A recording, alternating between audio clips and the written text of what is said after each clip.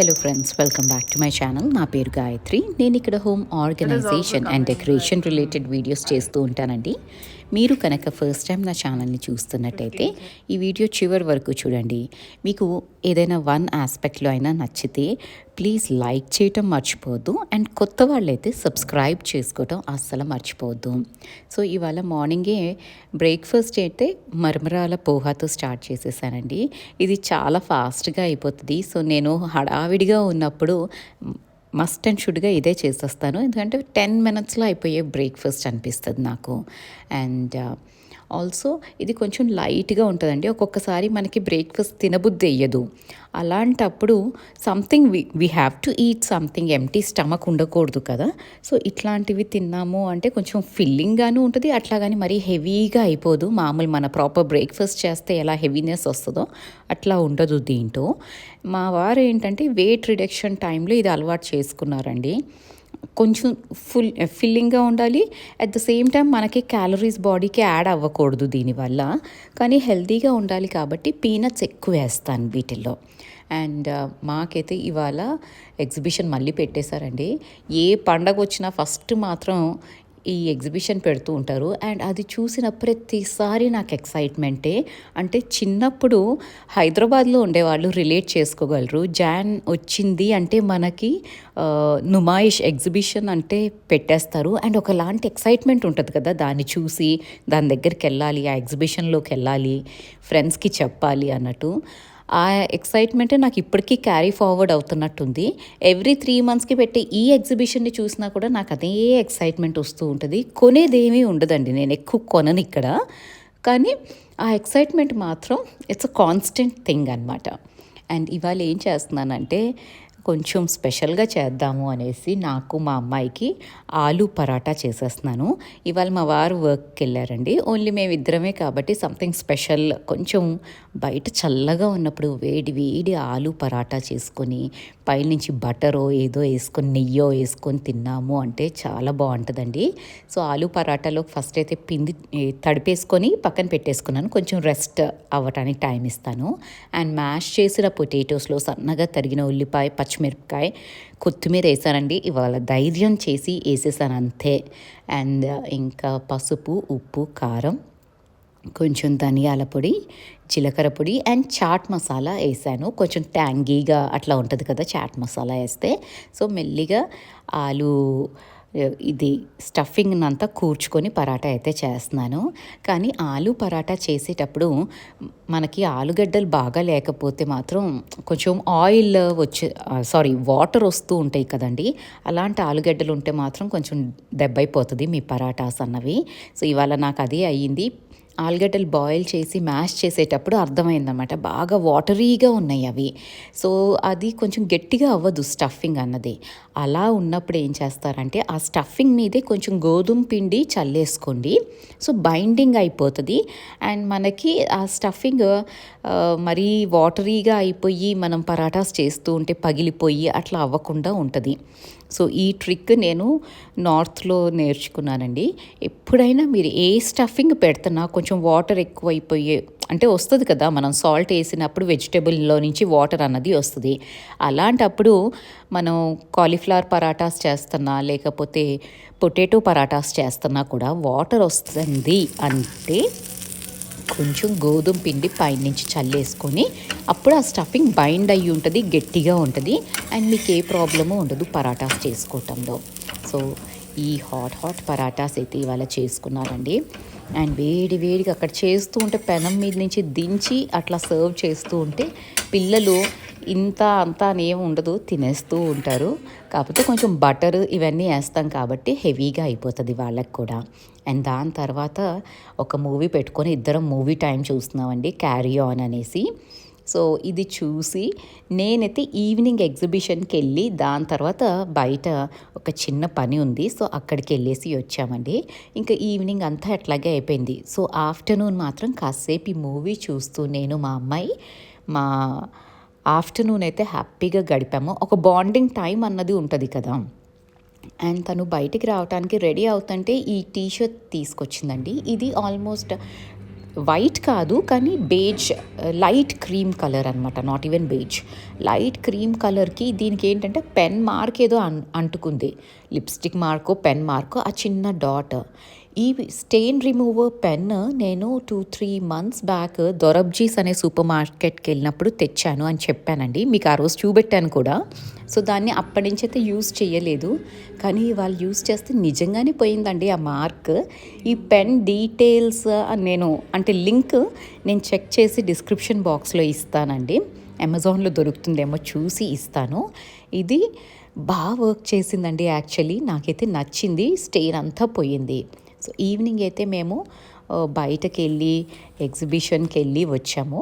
ఈ చిన్న ఎగ్జిబిషనేనండి, 5 నిమిషాల్లో ఒక రౌండ్ అయిపోద్ది మనకి, కానీ ఒక్కొక్కసారి మంచి ప్రోడక్ట్స్ దొరుకుతూ ఉంటాయి అన్నమాట.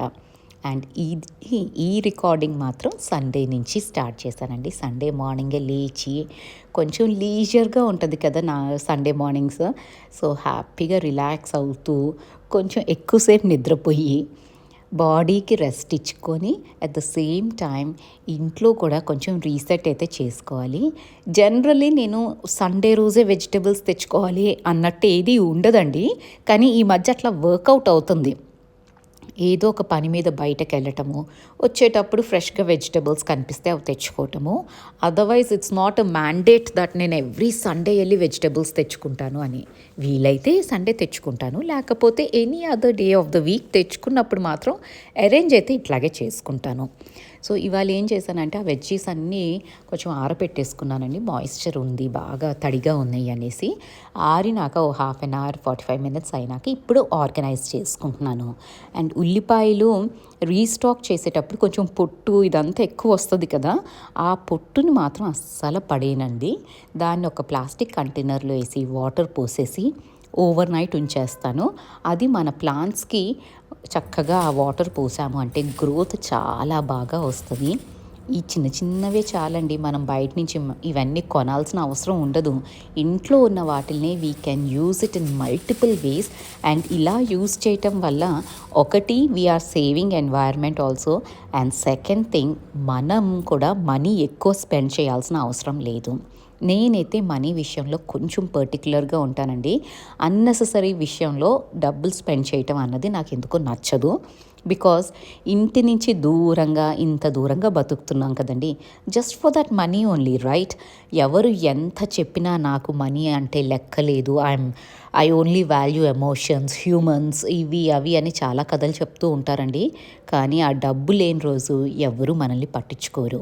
So each and every penny matters అనిపిస్తుంది నాకు. అండ్ మీతో మాట్లాడుతూనే నేను కూరగాయలన్నీ కొన్ని సెట్ చేసేసుకున్నాను. అండ్ ఆల్సో కాలీఫ్లవర్ ఏంటి అంటే మనం ఎప్పటికప్పుడు కట్ చేసి పెట్టుకున్నాం అనుకోండి, ఫస్ట్ థింగ్ కుక్ చేసుకోవడానికి ఈజీగా ఉంటుంది. అండ్ సెకండ్ థింగ్ పాడవదండి. మామూలుగా కాలీఫ్లవర్ లాగా అట్లా పెట్టేసాం ఫ్రిడ్జ్లో అంటే కొంచెం నల్లగా అయిపోతూ ఉంటుంది కదా, అట్లా అవ్వదు.